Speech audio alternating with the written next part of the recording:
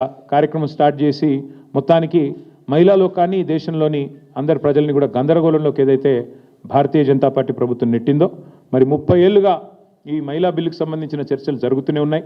మరి మేము కూడా గతంలో ప్రభుత్వంలో ఉన్నప్పుడు చట్టసభల్లోనే మేము తీర్మానాలు కూడా చేసినాం. శాసనసభలో శాసన మండలిలో వెంటనే 1/3 రిజర్వేషన్ చట్టసభల్లో అమలు చేయాలి అని మా ప్రభుత్వం తరపునే ఆనాడు తీర్మానాలు చేసి పంపాం. ఈ సమావేశం ద్వారా కూడా మా పార్టీ యొక్క విస్తృత స్థాయి సమావేశం ద్వారా కూడా మహిళా రిజర్వేషన్ల విషయంలో పూర్తి చిత్తశుద్ధిని మళ్ళీ వ్యక్తం చేస్తూ తప్పకుండా వెంటనే కేంద్ర ప్రభుత్వం కూడా ఈ విషయంలో సానుకూల నిర్ణయం తీసుకొని రిజర్వేషన్లను వెంటనే అమల్లోకి తీసుకొని రావాలని చెప్పి కూడా మరి ఈ సమావేశంలో తీర్మానం పాస్ చేయడం జరిగింది. దాంతోపాటు మరి SIR అనే కార్యక్రమం ఏదైతే ప్రారంభం కాబోతా ఉందో ఆ విషయంలో కూడా చాలా కూలంకషంగా ఈ సమావేశంలో చర్చ జరిగింది. స్పెషల్ ఇంటెన్సివ్ రివిజన్ పేరిట మరి వెస్ట్ బెంగాల్లో దాదాపు 95 లక్షల ఓట్లు తొలగించడం జరిగింది. బీహార్లో 65 లక్షల ఓట్లు తొలగించడం జరిగింది. అట్లాగే రేపు తెలంగాణలో కూడా మే నెలలో ఈ SIR అనే కార్యక్రమం ప్రారంభమవుతా ఉంది. కాబట్టి ఈ విషయంలో పార్టీ మొత్తం కూడా టాప్ టు బాటం గ్రామ స్థాయి నుంచి మొదలు పెడితే బూత్ స్థాయి నుంచి మొదలు పెడితే స్టేట్ స్థాయి దాకా కూడా ఫోకస్ చేయాలని చెప్పి మా పార్టీ అధ్యక్షులు దిశానిర్దేశం చేశారు. ఈ విషయంలో ఎందుకంటే ఓట్ల తొలగింపు ప్రక్రియ పేరిట జరిగిన నాటకం, దొంగ ఓట్ల చేర్పుల వల్ల జూబ్లీహిల్స్ ఎన్నికల్లో జరిగిన నష్టం దాదాపు 15,000 దొంగ ఓట్లు జూబ్లీహిల్స్ ఎన్నికల్లో మా ఓటమికి కూడా కారణమయ్యా అనే ఒక అభిప్రాయం కూడా సమావేశంలో వ్యక్తం కావడం జరిగింది. దానిపైన పార్టీ అధ్యక్షులు కూడా స్పందిస్తూ SIR జరిగే క్రమంలో స్పెషల్ ఇంటెన్సివ్ రివిజన్ జరిగే క్రమంలో పార్టీ శ్రేణులు క్రియాశీలంగా ఉండాలి, యాక్టివ్గా ఉండాలి, తప్పకుండా మరి వెంటనే ఎప్పటికప్పుడు స్పందించాలి, ఎక్కడికక్కడ మరి అధికార పార్టీ చేసే ఆగడాలకు అడ్డుకట్ట వేయాలని చెప్పి కూడా తీర్మానించడం జరిగింది. ఎక్కడికక్కడ పార్టీ క్రియాశీలంగా top to bottom booth level to state level పనిచేయాలని చెప్పి కూడా సీరియస్గా ఆదేశించడం జరిగింది. అట్లాగే పార్టీ యొక్క సంస్థాగత నిర్మాణం మీద కూడా చాలా విస్తృతమైన చర్చ జరిగింది. సభ్యత్వ నమోదు, పార్టీ యొక్క కమిటీలు, ఇవన్నిటి విషయంలో చర్చ జరిగింది. పార్టీ కమిటీలో ఇవాళ పార్టీ మీటింగ్లో ఈరోజు ఒక నిర్ణయం కూడా తీసుకోవడం జరిగింది. రాష్ట్ర వ్యాప్తంగా ఉన్న అన్ని కమిటీలు ఎక్సెప్ట్ స్టేట్ కమిటీ మినహా అన్ని కమిటీలను కూడా ఈరోజుతో రద్దు చేయడం జరిగింది.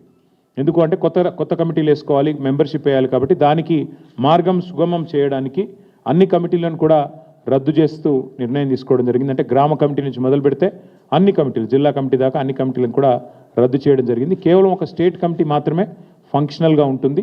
ఆ స్టేట్ కమిటీ ఆధ్వర్యంలో మెంబర్షిప్ కార్యక్రమానికి పోతాం. రాష్ట్ర వ్యాప్తంగా మరి ఈ మెంబర్షిప్ కార్యక్రమాన్ని కూడా రెండు మార్గాల్లో చేస్తాం. ఆన్లైన్ మరియు ఆఫ్లైన్. అంటే ఆన్లైన్ అంటే డిజిటల్ మోడ్లో, ఆఫ్లైన్ అంటే మరి పుస్తకాల ద్వారా, మెంబర్షిప్ పుస్తకాల ద్వారా 2 మార్గాలుగా తప్పకుండా చేస్తాము. మా ఆలోచనల్లో ఒకటే, రాశి కంటే వాసి ముఖ్యం. అందుకే ఎంత సభ్యత్వము ఎన్ని లక్షలు అన్న దానికంటే కూడా మరి ఎంత క్వాలిటేటివ్గా మనం మెంబర్షిప్ చేయాలి, తెలంగాణకి ఒక రక్షణ కవచంలాగా ఎట్లా మన కార్యకర్తలు మన నాయకత్వం నిలబడాలి అనే ఆలోచనతో మరి వారిని కేవలం మెంబర్షిప్ చేయడమే కాకుండా మెంబర్షిప్ జరిగిన అనంతరం కమిటీల నిర్మాణం మాత్రమే కాకుండా ఆయా కమిటీలకు మరి మొత్తం ప్రతి నియోజకవర్గంలోని మరి ముఖ్యమైన కార్యకర్తలందరికీ కూడా శిక్షణా తరగతులు కూడా నాయకత్వానికి అట్లాగే మరి కార్యకర్తలకు కూడా శిక్షణా తరగతులు పెట్టాలనే నిర్ణయం కూడా తీసుకోవడం జరిగింది. షెడ్యూల్ మొత్తం కూడా మీకు తొందరలోనే వెల్లడిస్తాము. ఎందుకంటే ముందుగాల కొంత దానికి ప్రిపరేటరీ వర్క్ ఉంది. ఆ ప్రిపరేటరీ వర్క్ అయిన వెంటనే, ఎందుకంటే ఆల్రెడీ ఉన్న కమిటీలు రద్దయ్యాయి కాబట్టి వెంటనే మెంబర్షిప్ స్టార్ట్ చేయాల్సి ఉంటుంది. కానీ దానిలో కూడా ప్రాసెస్ ఉంటుంది.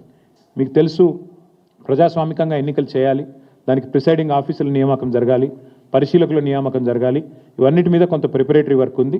కాబట్టి తొందరలోనే ఆ షెడ్యూల్ కూడా ప్రకటించి ఎప్పటి నుంచి మెంబర్షిప్ స్టార్ట్ అవుతుంది, ఎప్పటి నుంచి మరి కమిటీల నిర్మాణం ఉంటుంది, ఇవన్నీ కూడా మళ్ళీ కేసీఆర్ గారి ఆధ్వర్యంలో ఒక సమావేశం బహుశా తొందరలోనే జరుగుతుంది. ఆ సమావేశంలో ఆ పుస్తకాలు ఇవ్వడం, మెంబర్షిప్ పుస్తకాలు, ఇంకా మిగతా కార్యక్రమాలు, మిగతా సంస్థాగత నిర్మాణం, శిక్షణా తరగతుల డేట్లు ఇవన్నీ కూడా అనౌన్స్ చేయడం జరుగుతుంది. అది కూడా తొందరలోనే చేయబోతా ఉన్నాం. ఇక ముఖ్యమైన విషయం ఇంకొకటి కూడా, ఈ రాష్ట్ర ప్రభుత్వం చేస్తున్న అరాచకాలు, ముఖ్యంగా భూదోపిడీ కానీ, ఈ రాష్ట్ర ప్రభుత్వం చేస్తున్న కుంభకోణాలు కానీ, అట్లాగే 13 డిక్లరేషన్లు, 420 హామీలు, అభయహస్తం మేనిఫెస్టో పేరిట ఏదైతే ఇచ్చారో ప్రతి ప్రజా సమస్యని కూడా ఐడెంటిఫై చేసి, ప్రజలకిచ్చిన ప్రతి వాగ్దానాన్ని కూడా ఐడెంటిఫై చేసి, జిల్లాల వారీగా ఎక్కడికక్కడ మరి సమాయత్తమయ్యి ఎక్కడికక్కడ పోరాటాలకు నడుం బిగించాలని చెప్పి కూడా ఈ సమావేశంలో తీర్మానం